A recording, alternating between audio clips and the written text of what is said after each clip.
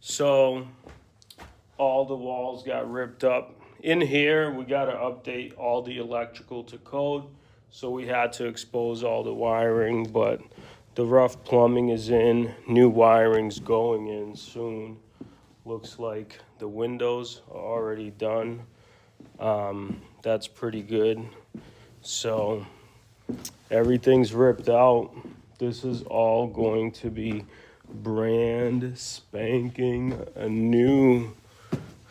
The only thing I can't figure out yet is, should I dormer this, right? Like this area here, since we got it open, maybe just open it up all the way, which will be extra money. These bedrooms have slants, so my goal is just to clean it up, make it nice. It's gonna be all brand new, nice and open.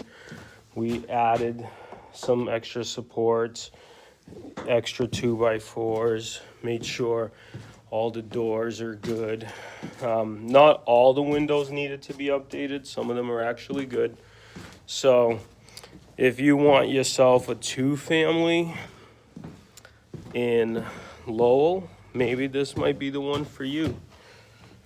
This is, every house now is basically brand new. So once all this is buttoned up, you're gonna have new plumbing, new electrical, new heating, all that cool stuff.